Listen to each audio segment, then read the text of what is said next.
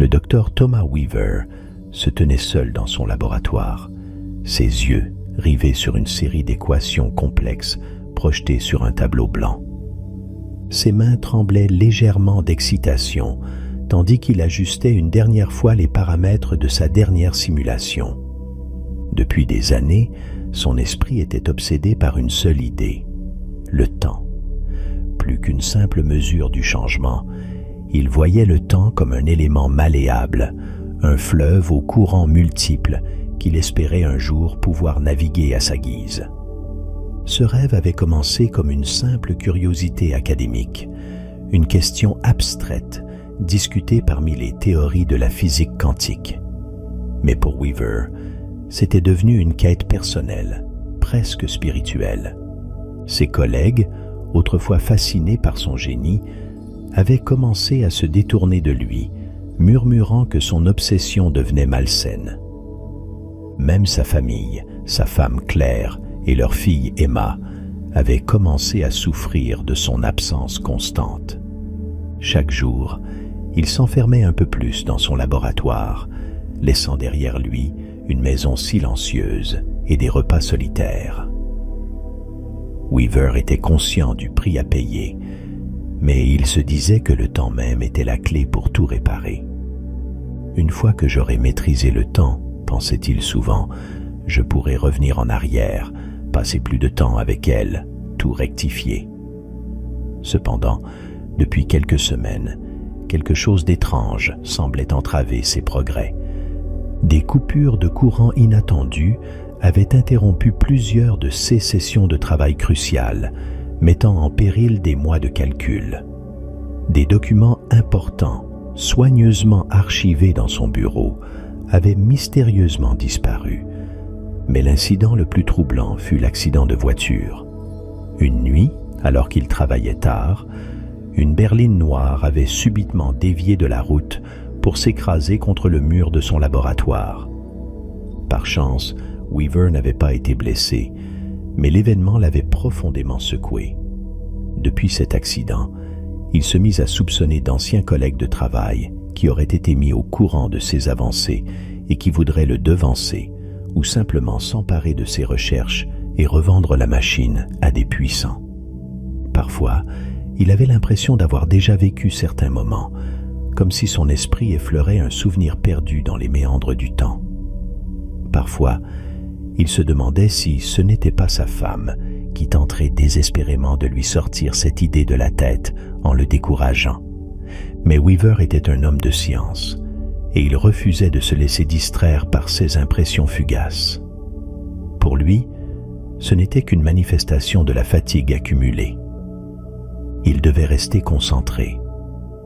En cette soirée particulière, la pluie battait contre les vitres du laboratoire, et le crépitement de l'orage au loin ajoutait une note dramatique à l'atmosphère déjà tendue. Weaver fit un pas en arrière, contemplant son tableau. L'équation était enfin complète. Une excitation fébrile s'empara de lui. Tout était prêt pour le prochain test de la machine. Il jeta un coup d'œil à la photo encadrée de sa famille posée sur son bureau. Claire et Emma souriaient, insouciantes, ignorant tout de ses tourments intérieurs. Un bref sentiment de culpabilité traversa son esprit, mais il le repoussa. « Bientôt, » murmura-t-il. « Bientôt, tout cela aura un sens. » Alors qu'il se préparait à enclencher la simulation, une soudaine coupure de courant plongea le laboratoire dans l'obscurité totale. Weaver se dirigea vers le tableau électrique, les mains effleurant les meubles et les murs du laboratoire. En rétablissant la lumière, il vit une ombre furtive, juste au bord de son champ de vision, disparaissant presque instantanément. Weaver se retourna brusquement, mais il n'y avait rien. Juste le silence oppressant du laboratoire. Il resta immobile, le cœur battant, une nouvelle sensation de déjà-vu plus intense que jamais le submergeant. Pourtant, il n'y avait personne. Juste lui et son rêve impossible de contrôler le temps. « Tu deviens paranoïaque, Thomas », se dit-il à voix haute, comme pour se rassurer. Mais au fond de lui, une inquiétude grandissait, une peur irrationnelle qu'il ne pouvait expliquer. Repoussant ses pensées, il se tourna à nouveau vers ses travaux. Rien ne devait l'empêcher d'avancer. Pas maintenant, alors qu'il était si proche du but. Le docteur Thomas Weaver reprit son travail, ignorant les premiers signes de ceux qui allaient bientôt bouleverser non seulement sa vie, mais la réalité elle-même.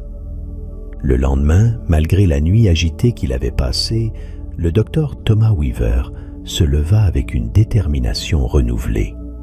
Les mystères et les anomalies des dernières semaines semblaient s'être dissipés avec la lumière du jour, ne laissant derrière eux qu'une légère tension dans l'air. Il était résolu à surmonter ces distractions. Aujourd'hui serait le jour où tout changerait. En entrant dans son laboratoire, Weaver sentit l'excitation monter en lui. Le tableau blanc, avec ses équations soigneusement notées, semblait presque l'inviter à faire le dernier pas. Il s'approcha de la machine, une imposante structure faite de câbles, de circuits complexes et de composants qu'il avait assemblés avec minutie au fil des ans. L'appareil, qu'il avait baptisé Chronos, était le fruit de toute une vie de recherche et de sacrifice. Il ajusta quelques derniers réglages, vérifiant chaque connexion, chaque paramètre, comme il l'avait fait des dizaines de fois auparavant. Cette fois, cependant, tout semblait parfaitement aligné. Weaver pouvait presque sentir l'énergie contenue dans la pièce, prête à se libérer au moment où il appuierait sur l'interrupteur. Alors qu'il s'apprêtait à lancer le premier véritable test de Chronos, un coup retentit soudainement à la porte de son laboratoire. Weaver sursauta, surpris. Qui pouvait bien venir le voir à une heure aussi matinale, surtout alors qu'il avait pris soin de travailler en secret? Il hésita un instant, l'envie de tout simplement ignorer l'intrus et de continuer son travail luttant contre sa curiosité. Finalement, il se dirigea vers la porte, l'ouvrit et se retrouva face à un homme qu'il n'avait jamais vu auparavant. L'inconnu, vêtu d'un long manteau sombre trempé par la pluie, avait un regard intense et inquiet. Ses traits, bien que marqués par l'âge, trahissaient une grande intelligence. Il semblait nerveux, jetant des coups d'œil anxieux par-dessus son épaule, comme s'il était suivi. « Docteur Weaver, je présume ?» dit l'homme, sa voix basse et légèrement tremblante. Weaver hocha la tête, perplexe. « Oui, c'est moi. Puis-je savoir à qui j'ai l'honneur ?» L'homme ne répondit pas immédiatement. Il semblait chercher ses mots, pesant chaque phrase avec soin avant de parler. Je n'ai pas beaucoup de temps. Vous devez m'écouter attentivement. Ce que vous êtes sur le point de faire, vous ne pouvez pas le faire. » Weaver fronça les sourcils. « Pardon ? Je ne comprends pas. Qui êtes-vous et de quoi parlez-vous » L'homme s'avança, presque suppliant. « Peu importe qui je suis. Ce qui compte, c'est que vous abandonniez vos recherches. Vous n'avez aucune idée des conséquences que cela pourrait avoir. Le temps n'est pas un jouet, Dr. Weaver. Ce que vous faites pourrait... Non, cela va provoquer des catastrophes au-delà de votre imagination. » Weaver resta silencieux un moment, scrutant l'homme devant lui.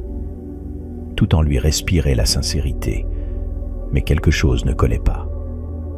Pourquoi cet inconnu se présenterait-il ainsi, sans aucune preuve, sans aucune explication concrète? Et pourquoi maintenant, alors qu'il était sur le point d'accomplir l'œuvre de sa vie? « Je comprends que vous puissiez être préoccupé, » répondit finalement Weaver, « mais je ne peux pas abandonner mes recherches simplement parce qu'un inconnu frappe à ma porte avec des avertissements vagues et alarmistes. Vous devez comprendre, je suis sur le point de faire une découverte qui pourrait révolutionner notre compréhension du temps. » L'homme secoua la tête, désespéré. « Vous ne comprenez pas. Je suis ici pour vous sauver. Pour nous sauver tous. Si vous activez cette machine, les répercussions seront irréversibles. » Weaver sentit une colère froide monter en lui. Qui était cet homme pour venir ainsi interférer dans son travail, pour tenter de le détourner du seul objectif qui avait encore un sens pour lui? « Je vous ai écouté, » dit-il d'une voix ferme. « Mais je suis un homme de science, pas de superstition. Si vous n'avez rien de concret à me montrer, alors je vais continuer. » L'homme sembla un instant sur le point de dire autre chose, mais il se retint, ses épaules s'affaissant dans un signe de résignation. « Je vois que je ne peux pas vous convaincre, mais sachez que je vous aurai prévenu. » Sur ces mots, il fit demi-tour et disparut dans le couloir, laissant Weaver seul avec ses pensées tourmentées. Pendant un moment, Weaver resta immobile, troublé par cette étrange rencontre. Mais il finit par secouer la tête. Non, il ne pouvait pas se laisser distraire. Pas maintenant.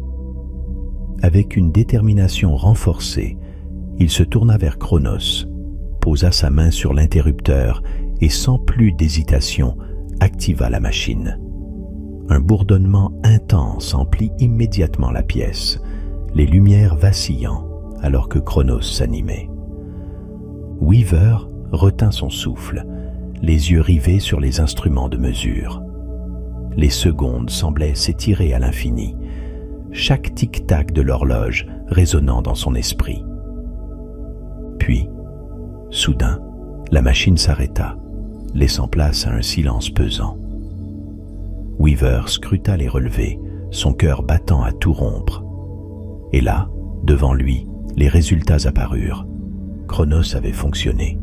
Il avait réussi. Mais au lieu du sentiment de triomphe qu'il avait tant attendu, une étrange sensation de vide s'empara de lui. Il savait désormais que la machine ne pouvait voyager que vers le passé et revenir dans le présent. Une révélation qui aurait dû le fasciner, mais qui laissait une ombre de doute dans son esprit. Le visage de l'homme, ses avertissements pressants, continuaient de résonner dans sa mémoire. Ignorant ce malaise croissant, Weaver se concentra sur les données. Il était trop tard pour revenir en arrière. Le voyage dans le temps n'était plus une théorie, c'était une réalité. Et il ne pouvait s'empêcher de se demander ce que cela signifiait vraiment pour l'avenir. Le docteur Thomas Weaver se réveilla le lendemain avec un sentiment d'excitation qu'il n'avait pas ressenti depuis des années. Son test de la veille avait été un succès. La machine fonctionnait et il se préparait maintenant pour son premier véritable voyage dans le passé. Il avait soigneusement sélectionné une époque lointaine et paisible, l'année 1925, dans une petite ville tranquille du Midwest américain. L'objectif de ce premier voyage était simple: observer, sans interagir, ni laisser la moindre trace de sa présence.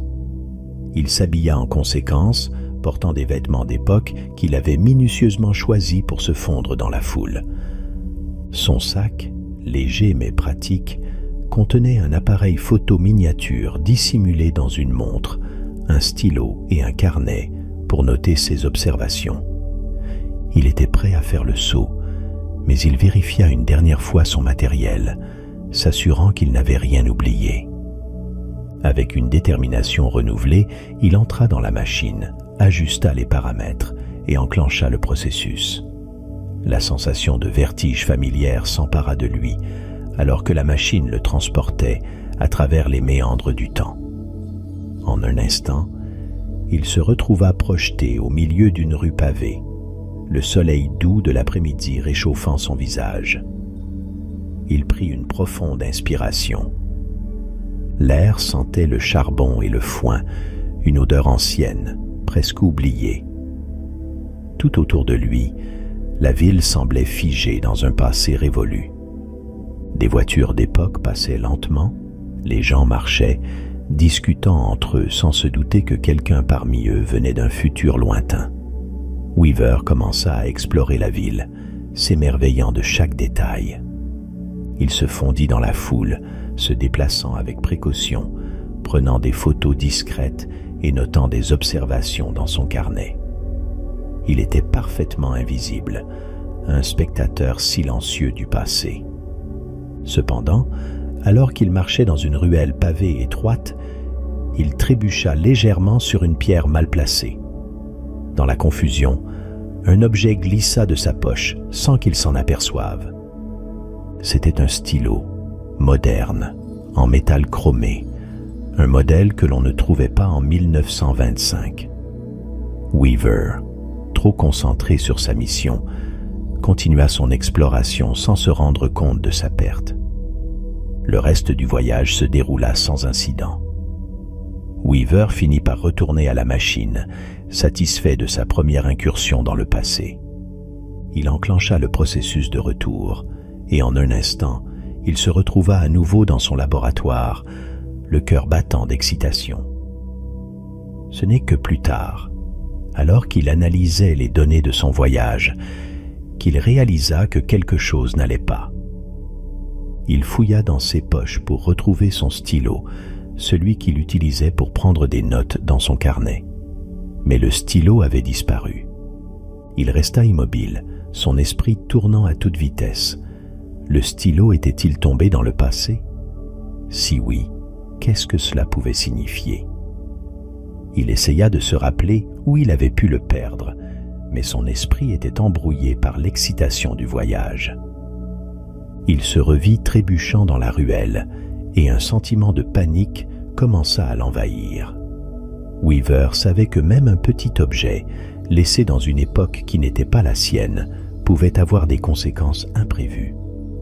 Un stylo moderne, trouvé par quelqu'un en 1925, pourrait changer la vie de cette personne, voire plus. Il tenta de se rassurer. Après tout, ce n'était qu'un stylo, un petit objet insignifiant. Mais une voix dans son esprit, la même qui l'avait averti des dangers du voyage dans le temps, ne cessait de le tourmenter. « Qu'as-tu fait, Thomas ?» Il passa les heures suivantes à tenter de rationaliser la situation, à se convaincre que rien de grave ne pouvait découler de cet incident. Mais il savait au fond de lui que les règles qu'il s'était fixées avaient été enfreintes. Ce premier voyage, qu'il espérait être un simple test d'observation, venait de poser les bases d'une anomalie qui pourrait avoir des conséquences bien plus grandes qu'il ne l'imaginait. Pour la première fois depuis le début de ses recherches, Weaver sentit une véritable peur s'emparer de lui.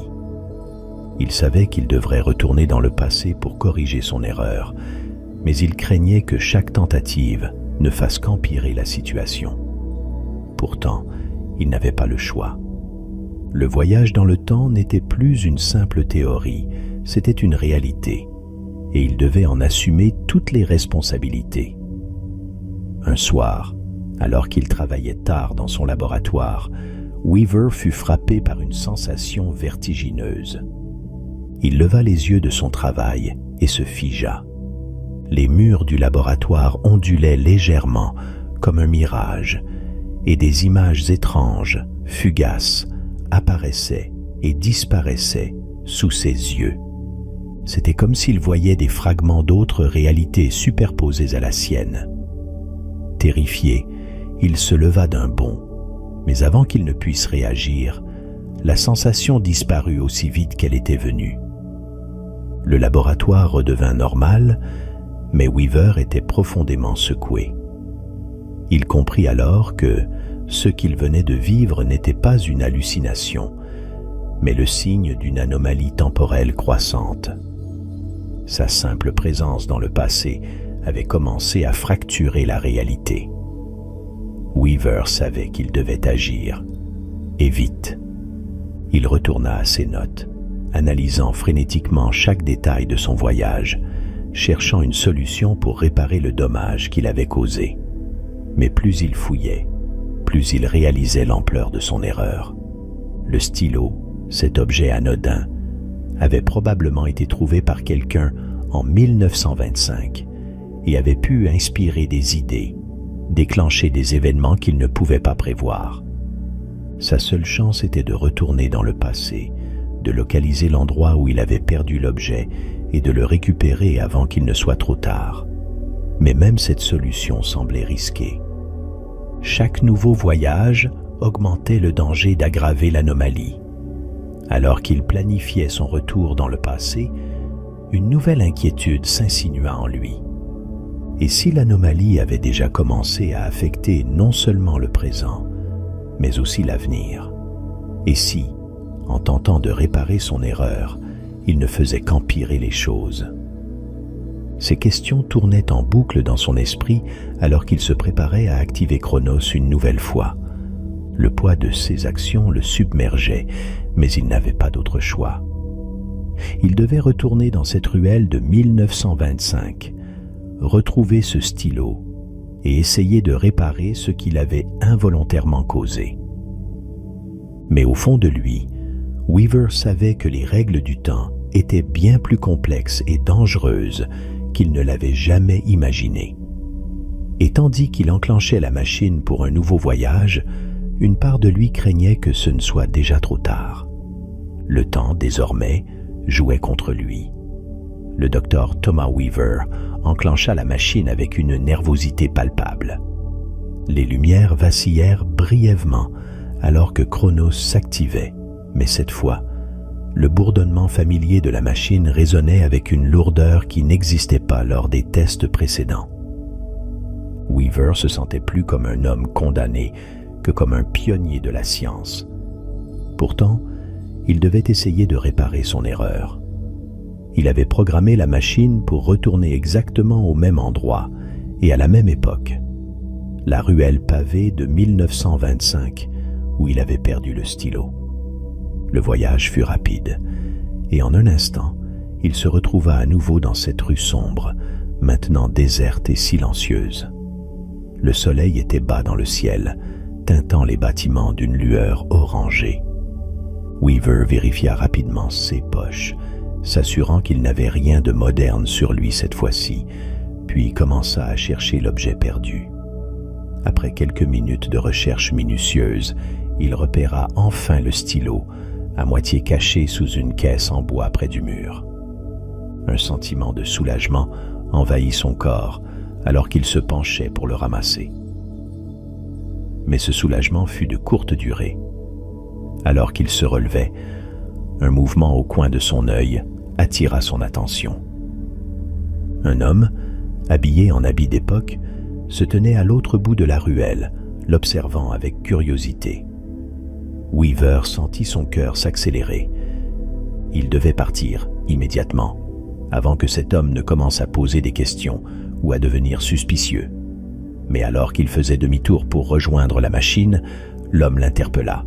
« Hé, vous, attendez une seconde. » Weaver hésita une fraction de seconde, mais ce fut suffisant. L'homme s'approcha rapidement, son expression méfiante.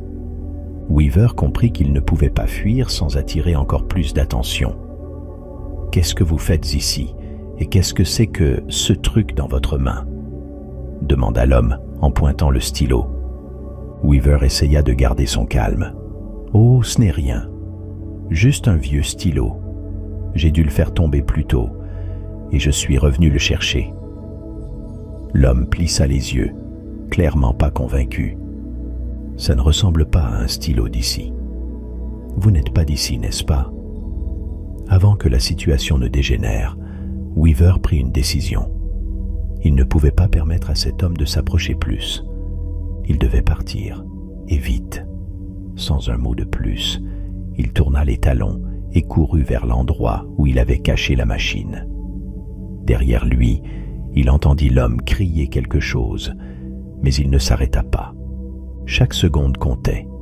Il atteignit la machine et l'activa en toute hâte, jetant un dernier coup d'œil par-dessus son épaule. L'homme s'était arrêté au bout de la ruelle, le regardant s'évaporer dans le tourbillon de lumière. Weaver espérait que cet homme penserait avoir rêvé, mais il savait que le risque était trop grand. De retour dans son laboratoire, Weaver se laissa tomber sur une chaise, le souffle court. Il avait récupéré le stylo, mais il ne pouvait pas ignorer l'interaction avec l'homme. Une autre erreur, une autre petite modification du passé qui pouvait encore provoquer des conséquences imprévisibles. Les jours suivants, Weaver scruta les journaux d'époque, recherchant des signes de changement dans l'histoire. Et puis, il tomba sur une nouvelle qui lui glaça le sang. Un homme avait été retrouvé mort quelques jours après son retour. Un ouvrier travaillant sur un chantier proche de la ruelle où il avait laissé le stylo. Les détails étaient vagues, mais le nom de l'homme lui semblait étrangement familier. Il réalisa alors que cet homme était celui qu'il avait confronté. Weaver comprit qu'il était pris dans un cercle vicieux. Chaque tentative de correction semblait aggraver la situation, comme si le temps lui-même résistait à ses efforts pour le manipuler. Les anomalies autour de lui s'accentuaient. Les murs du laboratoire se déformaient par moments. Des échos étranges résonnaient dans les couloirs, et des objets continuaient de disparaître et de réapparaître sous des formes altérées. Il ne savait plus quoi faire. Revenir encore dans le passé semblait risqué, mais laisser les choses telles qu'elles étaient maintenant pourrait signifier la désintégration complète de la réalité qu'il connaissait. Les erreurs s'accumulaient. Chaque tentative de les corriger entraînait de nouvelles complications. Le poids des responsabilités écrasait Weaver. Pourtant, il savait qu'il ne pouvait pas abandonner. Il devait comprendre la nature de ces anomalies, trouver un moyen de stabiliser le flux temporel. Il était prêt à tout sacrifier pour corriger ses erreurs, même si cela signifiait plonger encore plus profondément dans l'incertitude. Mais au fond de lui, une vérité épouvantable commençait à se dessiner. Et si le véritable problème n'était pas le stylo, ni même ses voyages dans le temps, mais quelque chose de bien plus fondamental, quelque chose qu'il ne pouvait pas encore comprendre. Les semaines passèrent, et le docteur Thomas Weaver sentit l'étau se resserrer autour de lui. Les distorsions temporelles se multipliaient, et ce qui avait commencé comme des anomalies mineures dans son laboratoire se transformait en phénomènes globaux inquiétants. Le monde autour de lui commençait à montrer des signes de changement, des signes qu'il ne pouvait plus ignorer. Un matin, alors qu'il buvait son café, les nouvelles à la télévision captèrent son attention. Les reportages parlaient d'événements étranges qui se produisaient un peu partout dans le monde. Des régions entières confrontées à des variations climatiques inexplicables, des villes entières subissant des tremblements de terre inattendus, des disparitions mystérieuses d'individus sans laisser de traces. Mais le pire était encore à venir. Quelques jours plus tard, une nouvelle d'une ampleur cataclysmique frappa l'humanité de plein fouet. Un virus inconnu et extrêmement virulent avait soudainement émergé, se propageant à une vitesse fulgurante à travers le globe. Aucun des systèmes de santé publique ne semblait capable de l'arrêter. Ce virus, d'une complexité biologique jamais vue auparavant, attaquait les cellules humaines de manière imprévisible, provoquant des symptômes qui variaient d'une personne à l'autre. Les scientifiques étaient déconcertés, incapables de trouver un vaccin ou un traitement efficace. Le monde plongea rapidement dans le chaos. Les gouvernements imposèrent des quarantaines strictes, mais rien ne semblait pouvoir contenir l'épidémie. Les hôpitaux débordaient, les infrastructures s'effondraient, et la peur prenait le dessus. Le taux de mortalité grimpait à des niveaux jamais atteints dans l'histoire moderne. Weaver, de plus en plus terrifié, réalisa que cette catastrophe n'était pas une simple coïncidence. Il savait, au fond de lui, que ce virus était une conséquence directe de ses manipulations du temps. Quelque part, dans l'un de ses voyages, un événement qu'il avait déclenché, aussi insignifiant qu'il ait pu sembler à l'époque, avait donné naissance à cette pandémie. Peut-être une mutation, un échange de gènes entre espèces, quelque chose d'imprévu avait été amplifié par ses actions, créant cette menace mondiale. Il se souvint alors de son dernier voyage, celui où il avait récupéré le stylo. Et s'il avait emporté quelque chose d'infime avec lui, une bactérie, un virus dormant, qui, une fois exposé à une époque où il n'était pas censé exister, avait évolué de manière catastrophique? Cette pensée le terrifia. Mais ce n'était pas tout. Les distorsions temporelles continuaient à empirer. Les tremblements de terre, les variations climatiques, même des éclats lumineux dans le ciel qui ne pouvaient être expliqués, tout pointait vers un désordre croissant du flux temporel. Le tissu même de la réalité commençait à se déchirer. La civilisation telle qu'il la connaissait s'effondrait sous ses yeux, et Weaver comprit alors l'ampleur de ses actions. Ce n'était pas seulement une épidémie ou des tremblements de terre, c'était la désintégration complète de l'ordre mondial, un effondrement de la réalité elle-même. Weaver s'effondra dans son laboratoire, la tête entre les mains, assommé par la culpabilité. C'était lui qui avait provoqué tout cela.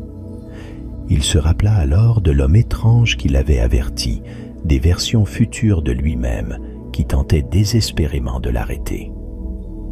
Toutes ces tentatives étaient motivées par cette connaissance. Il devait tout arrêter, à n'importe quel prix. Il était encore possible de stopper la création de la machine à voyager dans le temps avant qu'elle ne cause des dégâts irréparables. Il programma Chronos pour le transporter quelques semaines avant la finalisation de la machine, juste à temps pour saboter ses propres recherches. Il était déterminé à ralentir son jeune moi, à introduire suffisamment de chaos pour que la création de la machine soit retardée ou même abandonnée.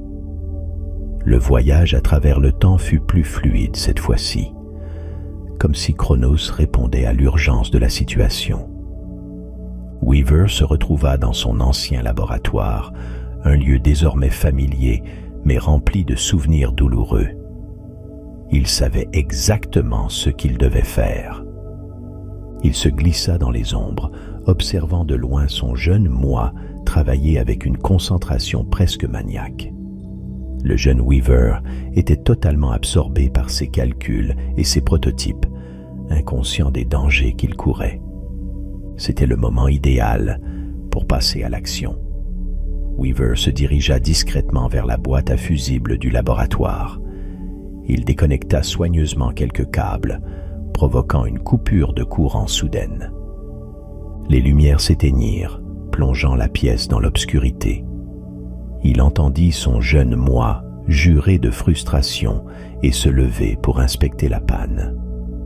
Profitant de la confusion, Weaver s'approcha de la table où étaient éparpillés des documents cruciaux, des plans, des schémas, des notes, et commença à en subtiliser certains. Il savait qu'en supprimant ces informations, il pourrait retarder la finalisation de la machine.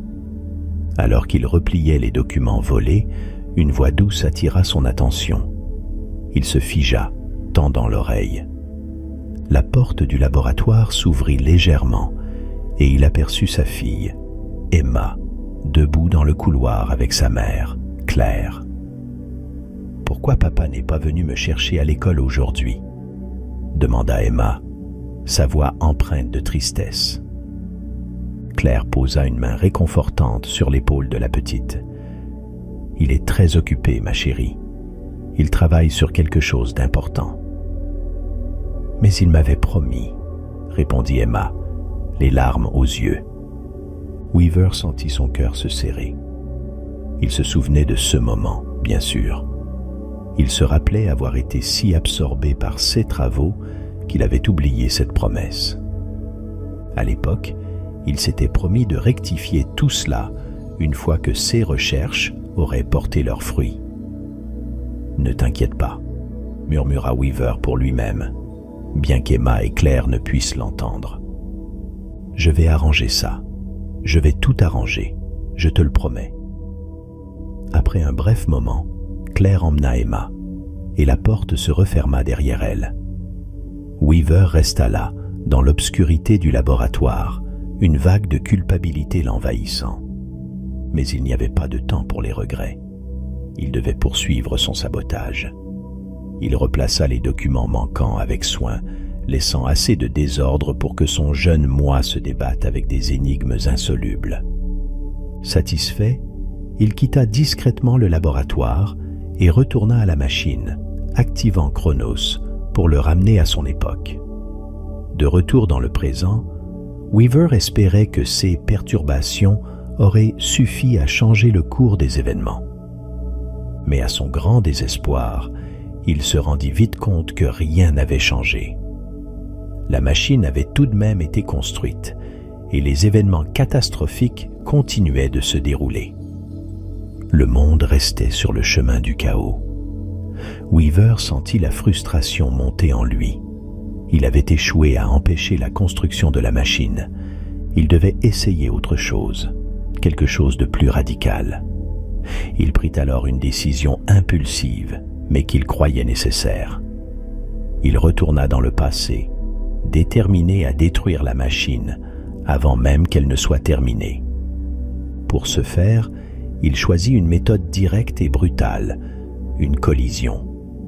De retour dans le passé, il localisa une vieille voiture abandonnée dans une ruelle proche du laboratoire. Il parvint à la faire démarrer, ses mains tremblantes d'adrénaline et de peur. Il savait que cette action pourrait avoir des conséquences imprévisibles, mais il n'avait plus le choix. Il devait empêcher son jeune moi de compléter la machine, peu importe le coût. Weaver conduisit la voiture jusqu'au laboratoire, serrant les dents alors qu'il accélérait. La collision fut violente. La voiture s'écrasa contre le mur du laboratoire, détruisant une partie de la structure et renversant des équipements précieux. Weaver sortit de la voiture, légèrement blessé, mais déterminé. Il observa les dégâts avec satisfaction, convaincu que cela suffirait à stopper la création de la machine. Ensuite, il retourna à Chronos, blessé mais résolu, et revint dans le présent. Mais en émergeant dans son propre temps, il réalisa avec horreur que rien n'avait changé. La machine existait toujours, et les distorsions temporelles continuaient de ravager le monde. Weaver tomba à genoux, le désespoir l'envahissant. Il avait tout essayé, tout sacrifié, mais rien n'avait suffi à empêcher le désastre. Il se redressa lentement, son esprit tourmenté cherchant désespérément une nouvelle solution. Il comprit alors ce qu'il devait faire. Ce n'était pas la machine qu'il devait détruire, mais lui-même.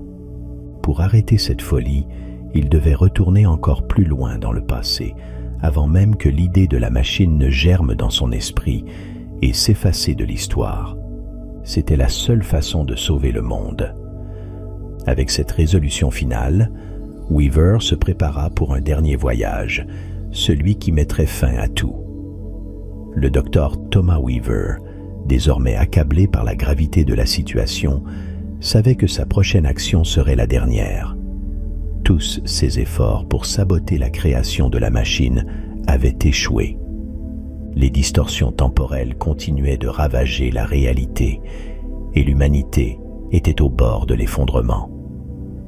Il n'avait plus d'autre choix que de prendre la décision la plus difficile de sa vie, remonter encore plus loin dans le passé, à un moment où il pourrait s'assurer que ni la machine, ni lui-même n'existent. Assis devant la console de Chronos, Weaver entra les coordonnées d'une époque bien antérieure à la conception de sa machine. Cette fois, il ne s'agissait pas simplement de ralentir ses recherches ou de saboter un laboratoire. Il allait remonter jusqu'au moment où la possibilité de créer cette machine n'existerait même pas, où sa propre existence serait annulée.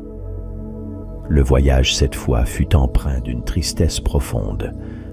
Weaver savait qu'il allait renoncer à tout, à son travail, à ses découvertes et surtout à sa famille.